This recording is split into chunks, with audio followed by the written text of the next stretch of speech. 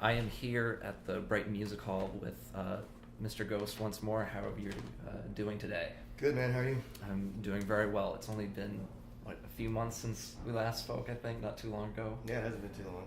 I guess it was like October, maybe? I think so. I think it was just after the Goblin show, I think. Yeah, I think you're right.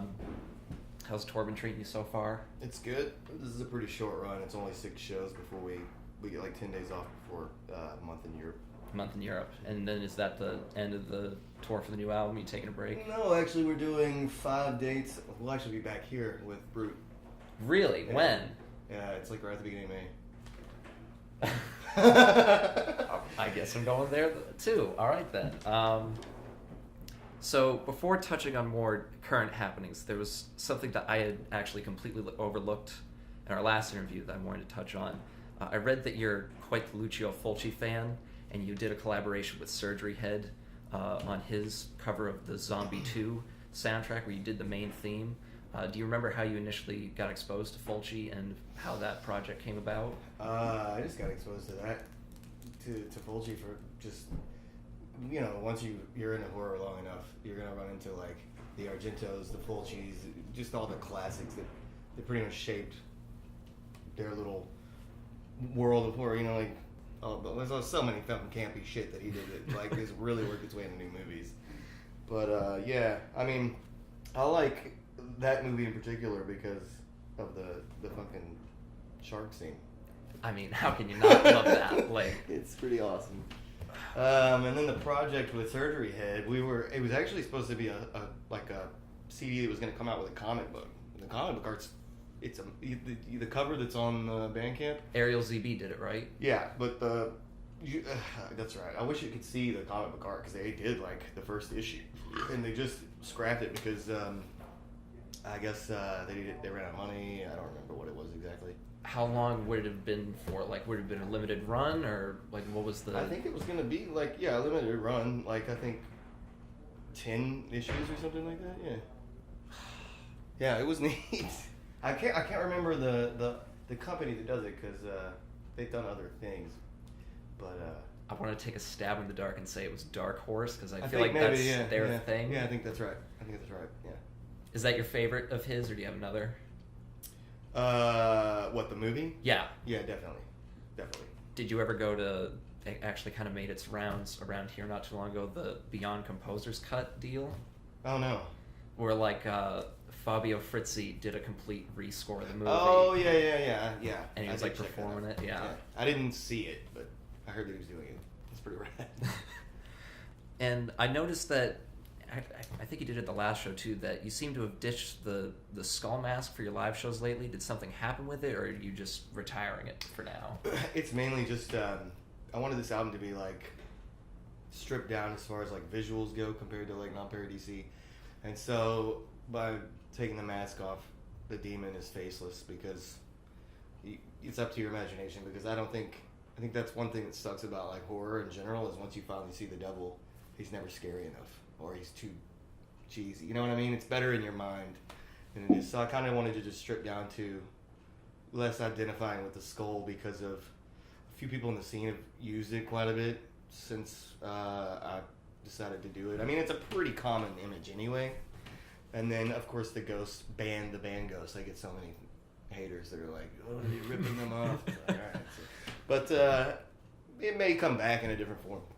A rework of the same thing? Do you have any ideas? I've got a mask. I've already had one made that's basically an exploded skull. So the jaws hangs off, and it's got a shitload of religious iconography on it. So I may bring that in. We'll see. That sounds pretty rad. I'm not gonna lie. And otherwise, the other reason I had to get rid of the plastic skull mask was because I'm singing a lot more live. So that's right. Yeah. You wouldn't have been able to hear it. Just been muffled. Yeah.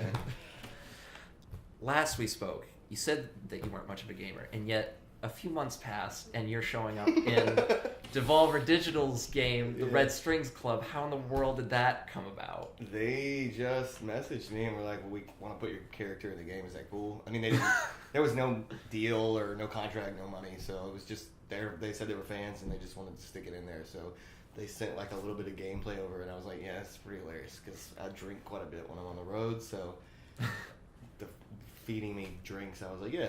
I mean, I didn't even know the whole premise of the game at the time, but yeah, they just stuck it in there for fun. I haven't played it, but did they have did they ask you what like your favorite drink was and have your character drink that? Yeah, one of the parts of the storyline is a lot of it takes place in a bar, and you have to give people the right drinks to get certain information out of them, and I think you have to make me like it's some kind of evil cocktail. I can't remember exactly what it was called, but yeah.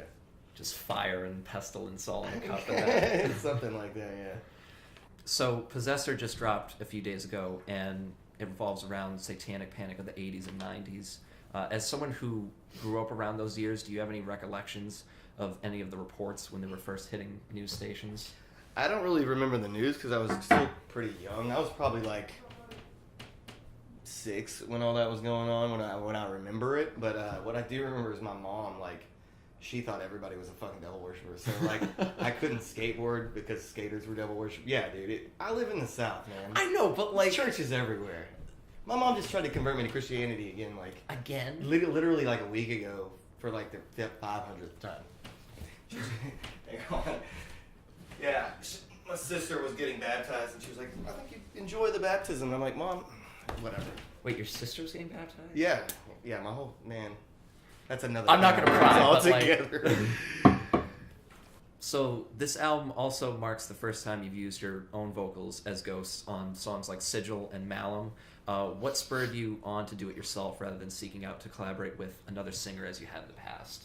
I had some pretty decent vocals lined up, like pretty big-sized artists, and they were down. We were talking on like a personal email level, and then they just flaked. And I was like, I didn't want to go through trying to find somebody again, and I've always liked, you know, like new wave and Depeche Mode and all that kind of stuff, so I was like, fuck it, I'll just try it. And I showed it to my wife, and she was like, this is really fucking good. And I was like, alright, so I'll release it, and luckily everybody likes it, or I'd probably hate myself right now. How long has it been since you've last sang on a song? Because I know you were in bands in the past. I never really actually sang. I just was always in metal bands, so I just screamed. I didn't even think I could really do it until I sat down, and it probably took... Sigil was basically all one take, so... Did you seek out any, like, I don't know, guides or anything, whatever, since you said you never sang before? Oh, well, you mean like influences? Yeah. Yeah, like, I've always liked Sisters of Mercy a lot, and, you know, Fields of Nephilim and all that kind of deeper sad boy goth shit, you know?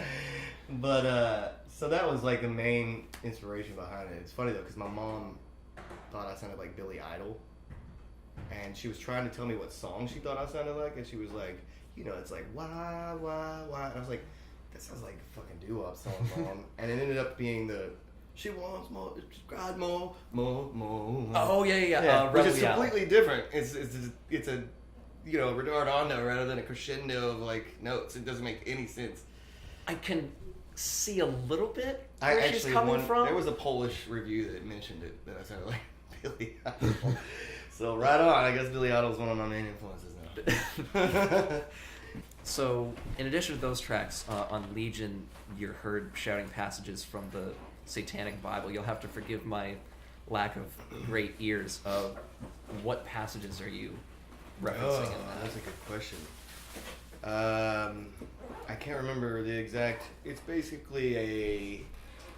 What are those spells called? It's when you... I'm sorry, I'm tired. Oh no, dude, you drove like what, 6 hours? It's like an invocation of like... it's asking for just guidance and for Satan to watch over you, and it's... if you want, I can email you the exact that fucking thing. That'd be lovely, thank you. So on future releases, are you thinking about doing more vocal work, less, keep the balance as it is now, or? I think there definitely is going to be more. It's a fun, you know, thing to explore, because after you've done a project and you release like 3 full lengths and a few EPs, you start to, it's harder to figure out where you want to go next without, you know, just rehashing the same old sound, which I'd never want to do, because I mean, it sucks because a lot of times when artists change, you know, you might not like what they do, but for me, I've never, if if like, well, for instance, like I used to like Tool when I was younger, and I thought Lateralis was an incredible record, and then they released 10,000 Days, which sounded like Lateralis Part 2. So I was like, it's a good record, but I wanted them to, because up until that point they progressed quite a bit on each record. So for me, when an artist stagnates like that, it kind of sucks. And the moment that happens for me, I'll probably quit, because that means I'm getting old and it's time to fucking start listening to Kenny Loggins and shit. Kenny Loggins. That's the one old people band that you think of when you think of that? I feel like, yeah, you know, I grew up in the 80s, so anybody that was into Kenny Loggins then is probably like a grandmother now, so I probably... Out of all the tracks off Possessor, one caught my eye more so than the rest, that which being 16 a.m. You've said that the track is supposed to be a tribute to those who have been persecuted by the church, and even contains audio belonging to a woman by the name of Annalise Michel, who had exorcisms performed on her in the mid-70s. What's the meaning behind the title, and how did you initially come across her story? Well, the AM is her initials, and 16 was, I believe that's how old, no wait, she wasn't called, no, I think that's how old she was when they started the Exorcism. 16 years old. That's when I believe her illness kicked in, and they went to doctors and then found that fucking priest that starved her to death. I think it's just, it's shitty, man. I mean, possession as an entertaining theme, and it's fun, but like in real life, people, you know, mental illness, no one likes to deal with it, and no one likes to address it, but most of the time these people are probably schizophrenic, epileptic. I mean, that's what she had. Yeah, and so she could have lived, you know. I mean, her life wouldn't have been perfect, but she could have lived, especially today. I mean, I think you know, the movie, what was the movie they made about her called Emily Rose? That takes place more in like the 70s, but I think this was like the 50s or some shit. So it's like, they didn't really know. I'm sure the doctors back then were like, well, they definitely weren't putting like electrodes in people's brain to control epilepsy and stuff, you know what I mean? Right. So it's just it's just tragic, in my opinion, man, that the church uses that to fucking inject more superstition into their followers, and it's at the cost of children's lives sometimes. Were there any other cases of exorcism that you did research on in preparation for writing the album? Yeah, I have a friend that actually wrote the text that's inside the new record, and he came over one day and we researched what the original, the Exorcist, what the actual exorcism that's based on, which is also, it's just as fucked up as the Annalise story, because it's like I think he was a 12-year-old boy, and they locked him in his room for like fucking months.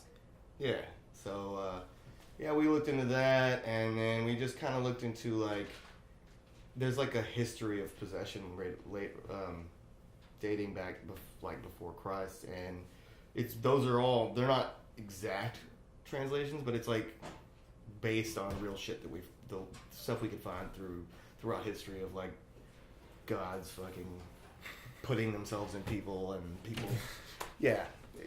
So yeah, I researched so much with that guy.